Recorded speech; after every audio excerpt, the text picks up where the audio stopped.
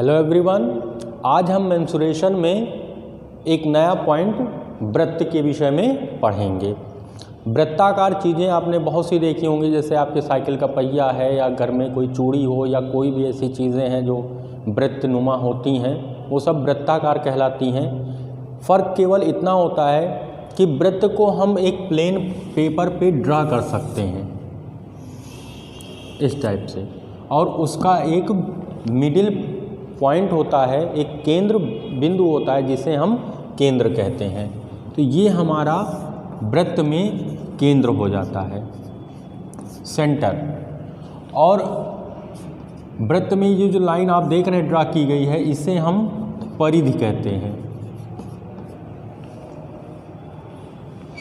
इस केंद्र से परिधि तक की जो दूरी होती है इसे हम त्रिज्या कहते हैं, इसे हम त्रिज्या कहते हैं। और त्रिज्या आप जानते हैं कि इंग्लिश में रेडियस कहलाता है, इसलिए आर से इसको हम रिप्रेजेंट करते हैं। और परिधि जो है उसे इंग्लिश में हम सरकमफेरेंस कहते हैं, तो इसे हम सी से रिप्रेजेंट करते हैं। और जो परिधि हमारी है वृत्त की, परिधि के दो बिंदुओं से मिलाने वाली रेखा जो केंद्र से होकर जाती है वो व्यास कहलाती है। क्या कहलाती है? व्यास। और व्यास को हम डायामीटर कहते हैं, इसलिए हम इसको डी से रिप्रेजेंट करते हैं। ये आप ध्यान रखिएगा कि वृत्त के दो बिंदुओं को मिलाने वाली रेखा जो केंद्र से होकर जाती है वो व्यास होती है, और केंद्र से वृत्त तक की दूरी या परिधि तक की दूरी जो होती है वो त्रिज्या होती है, रेडियस होता है, आर बोलते हैं उसे हम। अब इसमें हम कुछ चीज़ें ऐसी जानते हैं, जैसे हमारा व्यास होता है डी, जो डी होता है वो आप देखिए कि केंद्र है ये, और केंद्र से ये दूरी जो है त्रिज्या कहलाएगी आधी, और फिर ये आधी त्रिज्या कहलाती है। मतलब यहाँ पे त्रिज्या और त्रिज्या, दो त्रिज्याएं मिलके जो हैं वो व्यास का निर्माण करती हैं, तो इसलिए इसे हम दो गुणे त्रिज्या कहते हैं। जो हमारा व्यास होता है डी वो दो गुणे त्रिज्या होता है, मतलब 2r होता है। त्रिज्या व्यास निकालने के लिए त्रिज्या को आप डबल कर देंगे, व्यास निकल के आ जाएगा। इसी तरह अगर हम त्रिज्या निकालना चाहें तो त्रिज्या निकालने के लिए व्यास बटे 2 लिखते हैं। अगर आपको व्यास दिया है त्रिज्या निकालना तो उसका आधा कर देंगे। त्रिज्या को हम r कहते हैं, व्यास को हम d कहते हैं, तो d बटे 2 हो जाएगा। ये आपका त्रिज्या निकल जाएगा। अब हम बात कर लेते हैं परिधि की। जो हमारी परिधि होती है उसे हम सी कहते हैं, सरकमफेरेंस, और ये होता है पाई इंटू व्यास। मतलब सी अगर हमको निकालना है तो पाई इंटू डी कर देते हैं। डी मतलब व्यास, पाई को डी से गुणा कर दीजिए, आपका व्यास निकल के आ जाएगा। इसी में आप देखेंगे कि पाई तो आपका पाई है, डी जो है वो आपका होता है डी बराबर 2r, तो यहाँ पे हम d का मान 2r रख देंगे, तो इसलिए सरकमफेरेंस जो होगा वो 2πr हो जाएगा।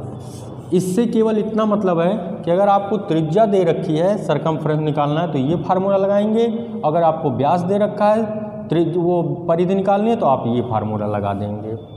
तो इस तरह हम परिधि को ज्ञात कर सकते हैं। अब इसमें एक नई चीज़ आप देख रहे हैं, पाई आपका आ गया। ये पाई क्या चीज़ है? तो पाई जो है वो निकल के आया है कि आपका ये जो परिधि दी गई है इसे जब आप नापेंगे, परिधि को क्या करेंगे, परिधि को जब आप नापेंगे और फिर इसके व्यास को जब आप नापेंगे, तो इन दोनों को जब आप भाग करेंगे तो एक आपकी कांस्टेंट वैल्यू आती है, एक नियत मान आता है जो चेंज नहीं होता है, जिसे हम पाई कहते हैं। और इस पाई का मान जो है वो होता है 22/7, या अगर इसको हम दशमलव में रखना चाहें तो 3.1416 होता है। दशमलव के 4 अंकों तक इसका शुद्ध मान माना जाता है।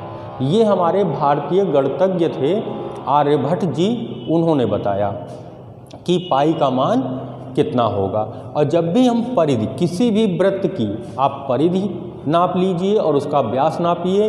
आप भाग करेंगे तो आप पाएंगे कि उसका मान 22/7 होता है, या दशमलव में आप निकालेंगे तो 4 अंकों तक ये शुद्ध मान निकल के आता है।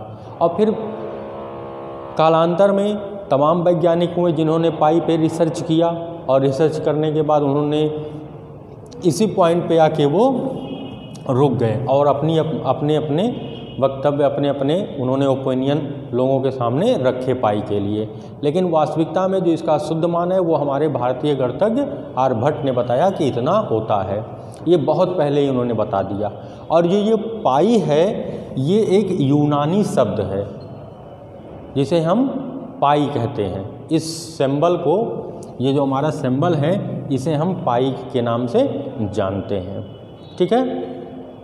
फिर आपको व्यास निकालना है तो ऐसे निकाल लेंगे, 2 गुणे त्रिज्या निकालनी है तो व्यास बटे 2।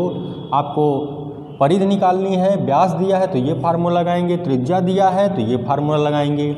इसी क्रम में एक आपका आता है वृत्त का क्षेत्रफल। वृत्त का क्षेत्रफल, और जब हम वृत्त का क्षेत्रफल निकालते हैं तो वो होता है पाई आर स्क्वायर। पाई का वर्ग, वो आर का स्क्वायर, त्रिज्या का वर्ग करके पाई से गुणा कर देंगे तो इस वृत्त का क्षेत्रफल आ जाएगा। ये जो अंदर का पूरा भाग होता है इसे हम क्षेत्रफल कहते हैं। ये पूरे भाग को, इस पूरे भाग को हम क्षेत्रफल कहते हैं। और केंद्र को हम जनरली ओ से रिप्रेजेंट करते हैं कि हमारा केंद्र है, सेंटर बिंदु है। तो वृत्त में इतनी चीज़ें आपके कोर्स में दी गई हैं और इन्हीं से संबंधित हम क्वेश्चन को लगाएंगे और देखेंगे कि उनको हम हल कैसे करते हैं। और फिर आप भी उन क्वेश्चंस को लगाइए और हल कीजिए। और अगर कहीं पे कोई दिक्कत होती है तो आप हमसे पूछ सकते हैं। ठीक है। तो अब इससे संबंधित हम कुछ क्वेश्चंस को देख लेते हैं। और एक चीज़ आप जान लीजिए कि वृत्त का जो क्षेत्रफल होता है वो एरिया होता है और इसे हम पाई आर स्क्वायर कहते हैं। आप क्षेत्रफल लिख के लगा सकते हैं। एक नया फार्मूला आप चाहे इससे बना सकते हैं वृत्त के क्षेत्रफल का, कि पाई तो पाई ही रहेगा, जो आर है आर बराबर आप देखते हैं d/2 होता है, तो यहाँ पे आप d/2 रख के उसका होल स्क्वायर कर दीजिए, तब भी ये क्षेत्रफल निकल के इससे आ जाएगा, क्योंकि r का जो मान होता है वो d/2 होता है। ये कब लगाएंगे? जब अगर आपको व्यास दिया है तो आप डायरेक्ट ये फार्मूला लगा सकते हैं। अगर आपको यही फार्मूला लगाना है तो व्यास दिया है तो पहले आप त्रिज्या निकालेंगे और त्रिज्या निकालने के बाद आप क्षेत्रफल का सूत्र लगाएंगे। त्रिज्या कहाँ से निकलेगी? r बराबर d/2। d व्यास है, जब व्यास आपको दिया होगा तो आप यहाँ से त्रिज्या निकालेंगे, त्रिज्या से क्षेत्रफल निकालेंगे, या आप डायरेक्ट ये फार्मूला लगा के मान निकाल सकते हैं। तो अब हम इससे संबंधित कुछ क्वेश्चंस को देखते हैं, उन्हें कैसे लगाएंगे। तो आइए देखते हैं क्वेश्चन नंबर 1। क्वेश्चन नंबर 1 में कह रहा है हॉकी के डंडे स्टिक पर पतली डोरी लपेटनी है। यदि डंडे का व्यास 4.9 सेंटीमीटर हो और 250 फेरे लगाने हों तो कितनी लंबी डोरी की आवश्यकता होगी? आप सभी ने हॉकी का डंडा देखा है। हॉकी के डंडे पे डोरी लपेटनी है और जो हॉकी का डंडा है उसका व्यास दे रखा है कितना? 4.9 सेंटीमीटर। और कितनी बार लपेटना है? 250 बार लपेटना है। तो कितनी डोरी लगेगी ये आपको निकालना है। तो लपेटना जो होता है उसका मतलब है आपको परिधि ज्ञात करनी है। क्या ज्ञात करनी है? परिधि। क्योंकि जब भी कोई चीज़ वृत्ताकार होती है तो ऐसे ऐसे हम घूमेंगे तो इसका मतलब परिधि होता है। जैसे हमने एक चक्कर लगाया तो ये परिधि कहलाएगी। अब उसके बाद इस पर हम दौड़ रहे हैं या इस पर हम कोई चीज़ लपेट रहे हैं बार बार, तो वो फेरों की संख्या हो जाती है कि बार बार हम उसी काम को कर रहे हैं। तो आइए देखते हैं क्वेश्चन नंबर 1।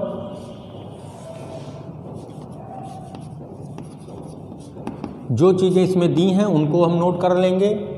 यहाँ पे दिया है डंडे का व्यास, डंडे का व्यास इसे हम d कहते हैं, और ये दिया है 4.9 सेंटीमीटर। और जब आपको डंडे का व्यास दिया है तो डंडे की हम परिधि निकाल सकते हैं। क्योंकि आपको पता है कि परिधि निकालने के लिए पाई इंटू डी होता है, आपके पास डी ही है। और फिर फेरों की संख्या, जब फेरों की संख्या दी गई है, डोरी की लंबाई निकालनी है तो परिधि को फेरों की संख्या से गुणा कर देंगे तो हमारी डोरी की कुल लंबाई आ जाएगी। और यहाँ पे आपको दे रखा है फेरों की संख्या और वो है 250। तो सबसे पहले आप निकाल लेंगे डंडे की परिधि, इसलिए हाथी के डंडे की परिधि और ये होता है पाई इंटू डी। पाई का मान 22/7, डी का मान 4.9। आप इसको काट सकते हैं, 7 7 49, 7 आया, 0.1 अंक के बाद 0 लगा के 0 बढ़ा देंगे। अब इसे आप गुणा कर लीजिए, 7 से गुणा करिए, 7 दूना 14, 1 आया, 7 दूना 14 1 15 और 0.1 अंक के बाद था 0 यहाँ निकाल दीजिए, ये आपका सेंटीमीटर आ गया। मतलब जो आपके डंडे की परिधि है वो 15.4 सेंटीमीटर है। अब हमको निकालना है, इसलिए डोरी की कुल लंबाई,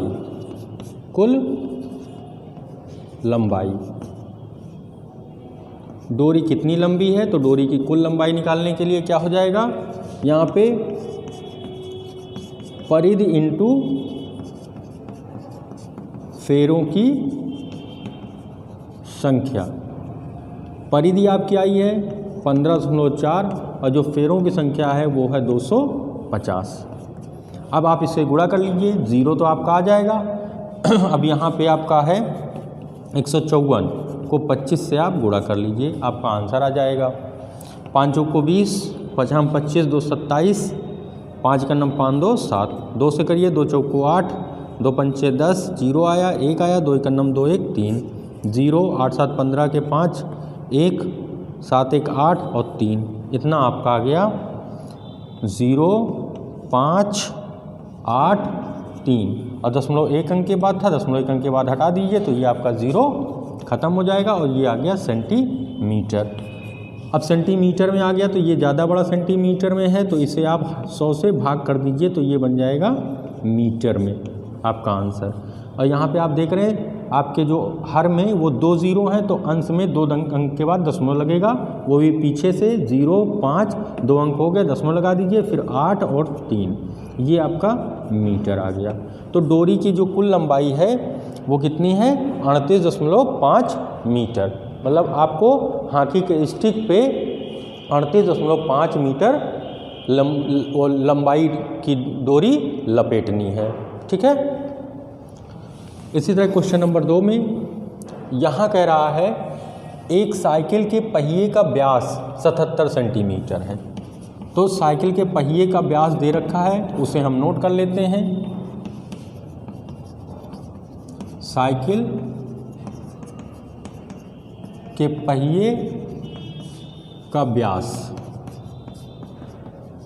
77 सेंटीमीटर। 2.42 किलोमीटर चलने में पहिया कितने चक्कर लगाएगा। तो ये दूरी हो गई, पहिए द्वारा तय की गई दूरी हो गई।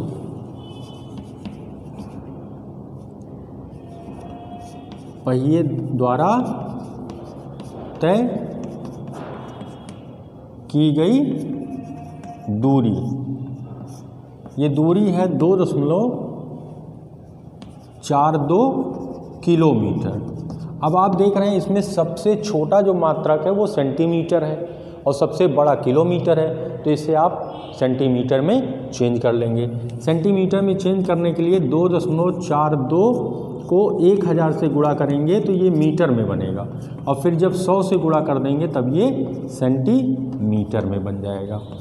इसे आप गुणा कर लीजिए, 2 4 2 आ जाएगा, 0 जो है वो 5 हैं तो 1 2 3 4 5 0 रख देंगे, 0.2 अंक के बाद है तो ये दशमलव यहाँ पर लग गया, 0 की वैल्यू जो है ख़त्म हो गई, ये आपका आ गया सेंटीमीटर।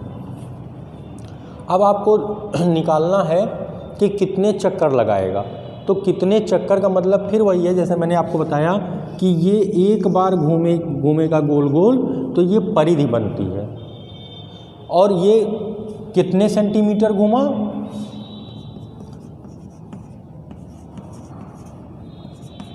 जब इतने सेंटीमीटर घूमेगा 2,42,000 सेंटीमीटर, तब ये कुल चक्कर कितनी बार लगाएगा, ये आपसे पूछा जा रहा है। तो इसका मतलब है कि पहिए द्वारा लगाया गया कुल चक्कर बराबर क्या हो जाएगा, ये दूरी बटे पहिए का व्यास। ठीक है, क्योंकि पहिए द्वारा लगाया गया कुल चक्कर बराबर हो जाएगा यहाँ पे कुल दूरी बटे पहिए का व्यास। ये आपका फार्मूला बन के आएगा जब दूरी को हम पहिए के व्यास से भाग करेंगे। तो हमारी जो दूरी है वो है 2,42,000, और जो परिधि, वो पहिए की परिधि निकालनी है, व्यास नहीं, यहाँ पे परिधि, हम परिधि निकालेंगे। तो परिधि जो होता है वो पाई गुणे व्यास होता है, डी, क्योंकि आपको यहाँ पे व्यास दिया है, डी दिया है, तो उसको हम लिखेंगे। तो ये आपका हो जाएगा, पाई का मान 22/7 होता है, तो ये 7 ऊपर चला जाएगा, और गुणे जो डी है वो आपका 77 दिया है। इसको आप काट दीजिए, 7 एकन्नम 7, 7 एकन्नम 7, और फिर आप इसको 11 से काट सकते हैं। 11 दूना 22, 2 बचा, फिर 22 हो गया, 11 दूना 22 और 3 जीरो हो गए, ये 3 जीरो आपके आ गए। तो ये हो गया 22,000 बटे 22, 22 एकन्नम 22 और 3 जीरो, तो ये आपका आ गया 1000 चक्कर। तो पहिया जो है वो 2.42 किलोमीटर की दूरी तय करने के लिए 1000 चक्कर लगाएगा, तब वो जाके इतनी दूरी तय कर पाएगा। Next question, question number 3। Question number 3 जो कह रहा है कि दो वृत्तों की त्रिज्याओं का अनुपात 2:3 है, इनके परिधियों का अनुपात ज्ञात कीजिए। तो यहाँ पे त्रिज्याओं आ गया और परिधियों आ गया, मतलब यहाँ पे आप देख रहे हैं कि अब एक त्रिज्या नहीं है, दो हैं। तो एक त्रिज्या होती तो R बोलते हैं, और जब दो त्रिज्याएँ आ गई तो वहाँ पे हम R1 और R2 बोलेंगे। और परिधियों के लिए हम, परिधि को मैंने कहा था कि ये सरकमफ्रेंस है, C से रिप्रेजेंट करते हैं, तो यहाँ पे परिधियों का अनुपात है, तो इसका मतलब एक परिधि नहीं है, यहाँ भी दो परिधि हैं, दो त्रिज्याएँ हैं तो दो परिधियाँ होंगी, तो यहाँ भी C1 और C2 बोलेंगे। अब देखते हैं इस क्वेश्चन को कैसे हल करते हैं। तो यहाँ पे आपको दे रखा है वृत्त की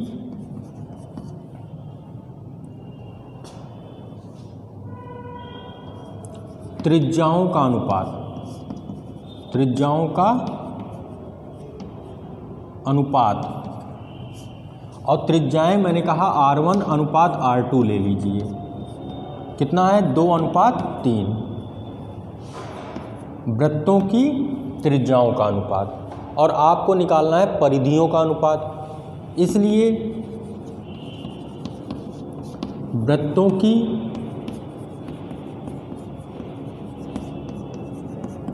परिधियों का अनुपात, परिधियों का अनुपात जब आप निकालेंगे तो वहाँ पे इसका मतलब होता है C1/C2।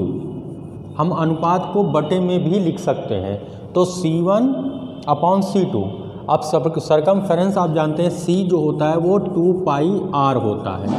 ये फार्मूला मैंने आपको बताया था निकालने के लिए जब आपके पास त्रिज्या दी गई हो।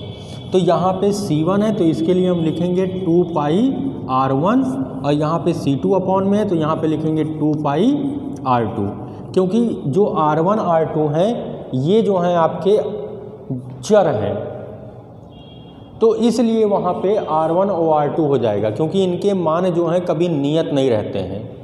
2 जो है वो आपका अचर है, ये नियत मान होगा, इसी तरह पाई भी आपकी एक अचर राशि है। जैसा मैंने आपको बताया पाई का मान 22/7 होता है। तो जो अचर राशियां होती हैं वो नहीं बदलती हैं, जो चर राशियां होती हैं उनके मान बदल जाते हैं। तो जो मान बदलते हैं उन्हीं में हम केवल परिवर्तन करते हैं। जैसे r यहाँ पे कुछ और है, r यहाँ पे कुछ और है, इसलिए ये r1 r2 हो जाएगा, लेकिन ये अंक नहीं बदलते हैं, इसलिए ये वही रखे जाते हैं। तो यहाँ पे 2 से 2 कट जाएगा, पाई से पाई कट जाएगा। तो यहाँ पे आपका C1/C2 जो है वो आ गया R1/R2, और R1/R2 ये जो अनुपात है यही आपका मान है। यहाँ पे आप देखेंगे तो इसी अब अनुपात में लिखेंगे आप तो C1/C2 लिखेंगे, और ये हो जाएगा R1/R2, और यहाँ पे C1/C2 और R1/R2 जो है वो 2/3 है। तो ये आपका मान आ गया, दोनों वृत्तों की परिधियों का अनुपात यहाँ से हम ज्ञात कर लिए, और ये मान आया आपका 2/3। तो इससे आपको ये पता चलता है कि अगर त्रिज्याएं जो भी अनुपात में दी जाएंगी उनकी परिधियों के अनुपात भी वही होंगे, वो चेंज नहीं होंगे। और यही कंडीशन व्यास में भी आता है। अगर व्यास के भी अनुपात दे रखे हैं तो परिधियों के अनुपात बदलते नहीं हैं, आंसर वही होता है। ये आप ध्यान कर लीजिए, और बहुत ही अच्छा क्वेश्चन है ये, बहुत ही छोटा और बहुत ही अच्छा क्वेश्चन। नेक्स्ट क्वेश्चन नंबर 4, इसमें कह रहा है 66 सेंटीमीटर चांदी के तार से,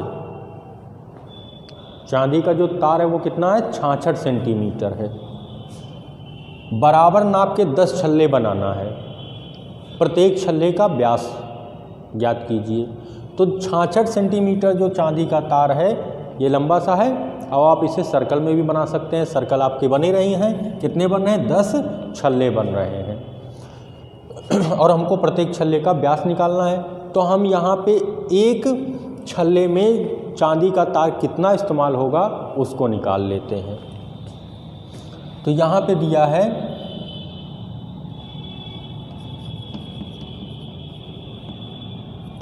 चांदी के तार की कुल लंबाई कितनी लंबी है 66 सेंटीमीटर। छल्ले कितने बनाने हैं उसको लिख लेते हैं। छल्लों की संख्या बराबर 10 है, छल्लों की संख्या 10 है। तो यहाँ पे प्रत्येक छल्ला कहा है, मतलब एक छल्ले का व्यास जो होगा वही सबका व्यास होगा, क्योंकि सभी बराबर हैं। तो हम एक छल्ले को बनाने में तार की आवश्यकता कितनी पड़ेगी वो हम निकाल लें। तो यहाँ पे लिखेंगे, इसलिए एक छल्ला बनाने में प्रयुक्त चांदी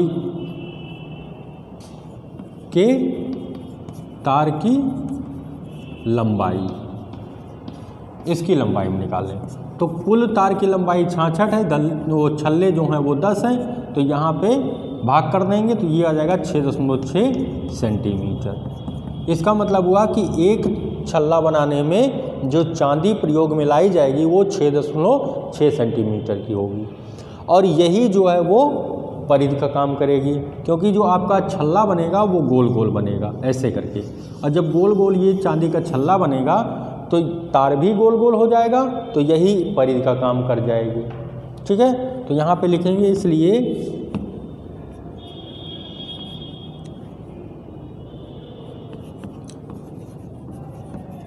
एक छल्ले का व्यास बराबर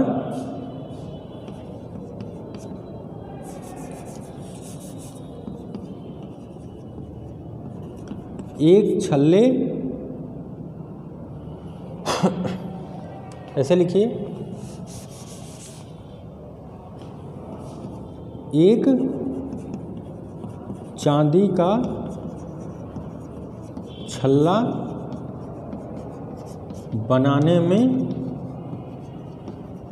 प्रयुक्त तार की लंबाई जो आपने निकाली है। जो व्यास होता है सॉरी यहाँ पे व्यास नहीं, यहाँ पे परिधि लिखेंगे हम, परिधि होगा एक छल्ले की जो परिधि है वो होता है पाई गुणे डी। हम डी यहाँ पे लिखेंगे, व्यास लिखेंगे क्योंकि व्यास हमको निकालना है, इसलिए हम यहाँ पे पाई इंटू डी लिख देंगे। और जो एक चांदी का छल्ला बनाने में जो तार प्रयुक्त हो रहा वो 6.6 सेंटीमीटर हो रहा है। तो जब हम डी निकालेंगे व्यास तो यहाँ पे 6.6 बटे पाई आ जाएगा। पाई जो है वो डी के गुणे में था, दाहिनी तरफ गया तो भाग में, तो ये आपका आ गया 6.6 और पाई का मान होता है 22/7। तो ये बटे के बटे में जाएगा, इसलिए इसको अंश में भेज देंगे, ये हो जाएगा 7। अब यहाँ से आप काट सकते हैं, तो 22 तियाँ 66, तो एक अंक के बाद दशमलव था तो यहाँ पे दशमलव लग जाएगा 3 के बाद, तो ये 0.3 हो जाएगा। इसलिए व्यास डी बराबर जो है वो आपका आ जाएगा 0.3 गुणे 7, और ये हो जाएगा 7 × 21, और दशमलव आपका एक अंक के बाद यहाँ पे लगा देंगे, ये बन जाएगा सेंटीमीटर। तो इसलिए प्रत्येक छल्ले का व्यास बराबर 2.1 सेंटीमीटर होगा। ओके, तो प्रत्येक छल्ले का व्यास हमको निकालना था, प्रत्येक चांदी के छल्ले का व्यास, तो उसका आंसर आया 2.1 सेंटीमीटर। तो ये क्वेश्चन हैं जो कुछ मैंने वृत्त से संबंधित बताए, और वृत्त से संबंधित में व्यास, त्रिज्या और परिधि की बात अभी तक के क्वेश्चंस में की गई है। अभी वृत्त में वृत्त का क्षेत्रफल से संबंधित क्वेश्चन आपके लिए बाकी हैं, वो क्वेश्चन हम अगले वीडियो में बनाएंगे, और फिर आपको हम बताएंगे कि वृत्त का क्षेत्रफल कैसे ज्ञात करते हैं। अभी तक के जो क्वेश्चन थे वो व्यास से संबंधित हैं, त्रिज्या से संबंधित हैं, वृत्त की परिधि से संबंधित हैं। तो ये कुछ क्वेश्चन हैं जो हमको अच्छे लगे और लगा कि आप इसे लगाइए, समझिए, ये आपके पेपर में आने वाले हो सकते हैं। और भी क्वेश्चन आपकी एक्सरसाइज में हैं, उनको आप लगाइए, और आप हमसे पूछ भी सकते हैं क्वेश्चन कि मेरा क्वेश्चन नहीं आ रहा या मैंने कहाँ पे गलत किया। तो जब तक आप लगाएंगे नहीं तब तक आपको ये नहीं पता चलेगा कि आप कहाँ पे गलत कर रहे हैं। तो जब आप लगाना प्रारंभ करेंगे तो आपको अपनी गलती स्वयं पकड़ में आने लगेगी कि मैंने हाँ देखो यहाँ पे गलत किया, तो मेरा क्वेश्चन का आंसर नहीं आया। तो धीरे धीरे आप सीख जाएंगे क्वेश्चंस को लगाने के लिए।